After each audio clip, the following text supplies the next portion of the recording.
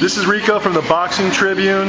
I'm here at Azteca Gym in Bell, California with the lineal light flyweight champion of the world, Giovani Segura, the Aztec Warrior.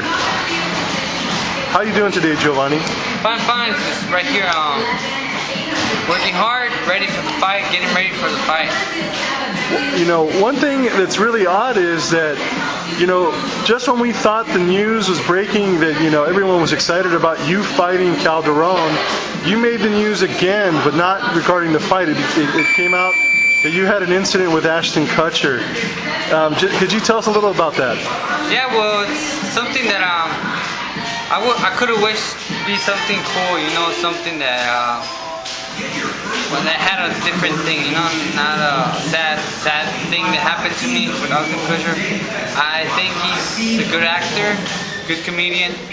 I didn't expect that from him, you know. The thing was that we were coming from the press conference from Puerto Rico. We were at the airport in Miami. So at the end of the day, I'm sitting down and I'm seeing Ashton Kutcher and I'm all like, wow, cool, you know? Dude, we always see him Punk, 70s Show, Butterfly Effect, you know, all these movies. And he's sitting down in front of me. My manager is in front of him. And he's with his girl right now, you know, getting there, sitting down. And I'm like, wow, well, I'm gonna take a picture with him, you know, before, you know, he gets his sleep or the flight takes off, right? So I told my manager, hey, can you take us a picture? And I asked him if it's okay if we take a picture, right? He's sitting down and he's like, no, I don't want to take a picture. I'm like, wow. But at the same time, I'm thinking, well, he's probably messing around, you know, he's a funny dude acting and whatever. So I'm like, no, I'm serious, just, you know, a quick picture before we take off. He's like, no, I don't want to take a picture. All serious and like this attitude, negative attitude, you know, and I'm like, wow, surprised, right? I'm like, are you serious? He's like, yeah, dude, I'm on a plane. I don't want to take a picture. So my manager looks at me saying like, fuck it, right? So whatever, that happened. We sit down, we come to LA. So we at we getting our bags right there next to my belt. My manager went to bring our bags, and some guy from TMC comes and started asking me questions about my belts and everything. He likes boxing. So we ended up talking about what happened with the Ashton Kutcher stuff, right? So he's like, can I take it? Can I put that on video? He's like, I'm like, yeah, cool. My chance is to tell the people what's up with this dude, you know? I mean, it's sad because we live from the people, and I wouldn't do that to them, you know? When somebody asks me an autograph or for a picture, why not? I mean, it's not gonna take nothing away from me, you know? I believe that we live and we have what we have because of the people, and I think, you know, regardless if I'm a champ or not, doesn't mean that he has to be like that, you know? A lot of people told me on my Facebook, you know, like, shoot Tom, this, and I'm like, why? I mean, I don't see no difference between me being the champion and a regular person. I mean, it is what it is, and, you know, he decided to be a dick, you know?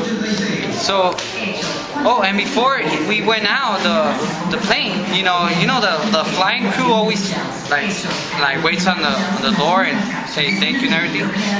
Well, the guy was in front of us, and the crew started telling him, you know, I'm honored to have you here, this and that, and then he just turns around and leaves them talking, you know. He gives them his back and he leaves the crew talking. And my manager turns around and he said, did you see that? I'm like, yeah, he's a fucking dick. I was like, wow. I thought this fool was like, you know, having a bad time or something, but this guy is serious with this shit. So yeah, the guy from TNC asks me. So the next day TNC puts it on, but the thing that I didn't like, that TNC put that I would bother him while he was asleep. I told him that I see him sleeping with his girlfriend like babies, but then they make it seem that I was like bugging him while he was asleep, which is not true. You know, he was alright. He was he was cool.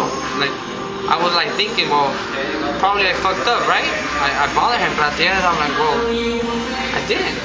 At the end of the day, I did nothing bad. So the thing, it was all over the TV. You know, a lot of people started questioning me. You know, it was something really sad that happened. I wish it could be another experience, you know, like a picture, like, oh, you know. But sadly, it ended up like that, you know. We see him on TV acting different, but I guess he's a good actor, no? He acts not being a dick. At the end of the day, it is, you know. So it is what it is, and sad thing happened.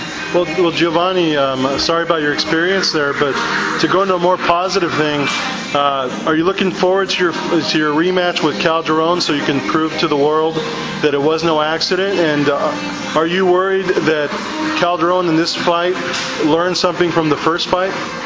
Well, I'm pretty sure he has learned a few things, right? One of them, I think he learned that I wasn't joking around with my power.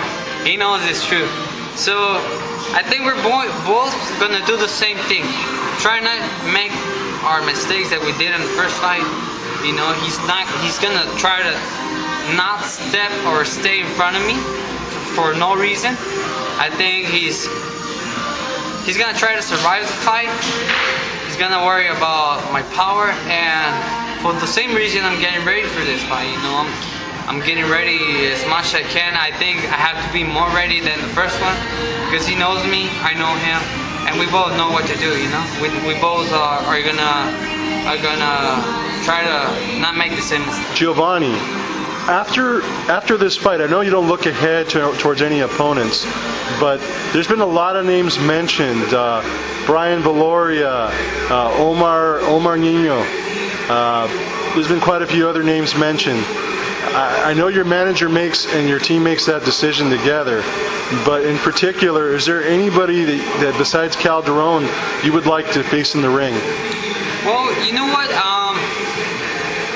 Yeah, actually, I'm looking forward to two things, two big things, you know. And I learned this from the hard way, you know. I started asking and open doors and winning big fights, tough fights, you know, to get where I am. So I'm doing the same thing, you know. There's a lot of big fighters coming out, like Chocolatito. There's a lot of guys, you know. And there's some big names too, like the Argentina, what's his name? The 115 fighter. I forgot about it. Anyways, undefeated fighter. Cáceres, a lot of the Camaro brothers, you know. Fights that are big and they're gonna let me money, you know. So I pay my dues, I win my big fights, and that's what I'm looking forward. Names and a good payday, you know. I would like to fight all these people, you know, coming up, but at the end of the day, I already pay my dues. I believe that it's their job to pay their dues and make it happen, you know.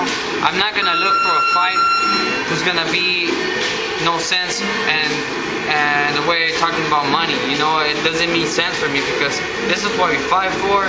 We fight for a better life, for our family, for our country, you know, and for our money, you know, to have a better life. I've been from a poor family, and I'm trying to make a good life. Well, thank you for your time, Giovani. We wish you the best of luck in your upcoming match with Calderon. Thank you.